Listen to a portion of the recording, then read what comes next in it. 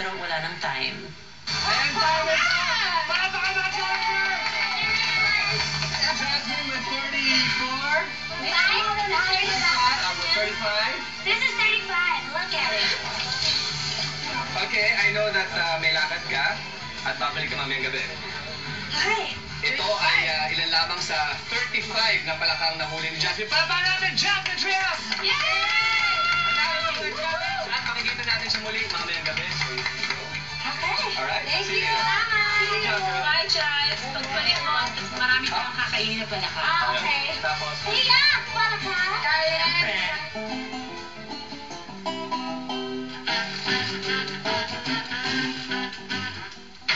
Okay. hindi yan natatanong.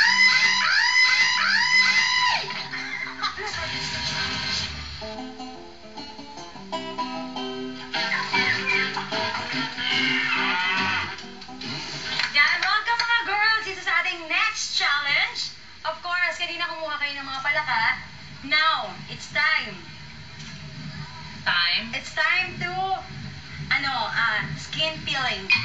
Akala ko, pwede na kaming bumalik sa, we can go on to the resort, pwede nang maliko, pwede nang maging mabango ulit.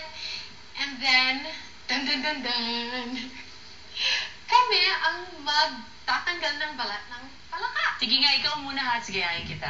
Andito si Mang Victor para i-demo kung paano maganawa ang pagkat.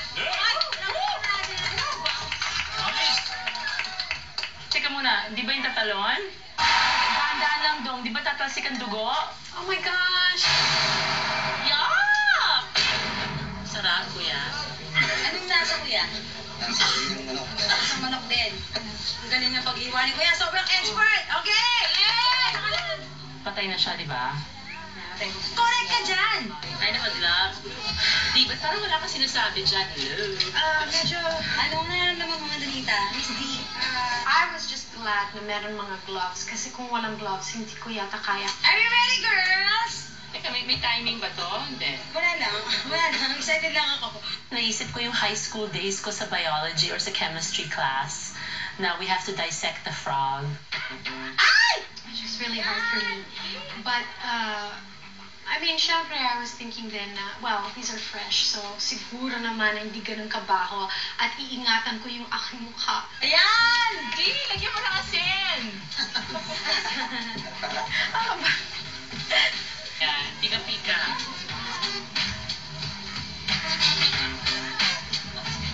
Ayoko nang tumingin kasi pag tumingin ako, baka hindi ko kaya gawin yung challenge. Ayan na nga, hinahawakan na nga. Oh, yan. Oh. Kailangan pala hiwain mo yung buong leeg ng palaka. So, kailangan pala pagkahiwa, saka mo tatanggalin. Paano na? Ayan, babalitan mo na siya. Sige. Hatakin? Actually, it wasn't so bad. After you try the first one, kaya mo nang gawin yung mga iba.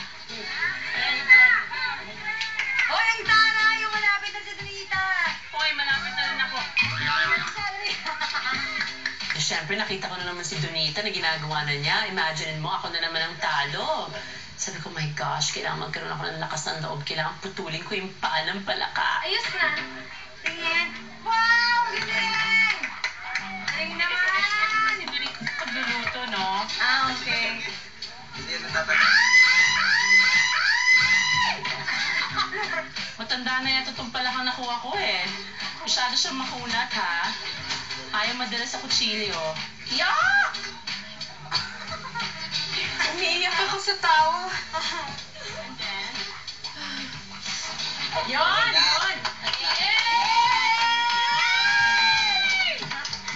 Yan.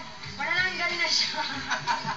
Congratulations, challengers! Pinatunayan niyo sa amin na hindi lang kayo pang world class dahil panalo rin ang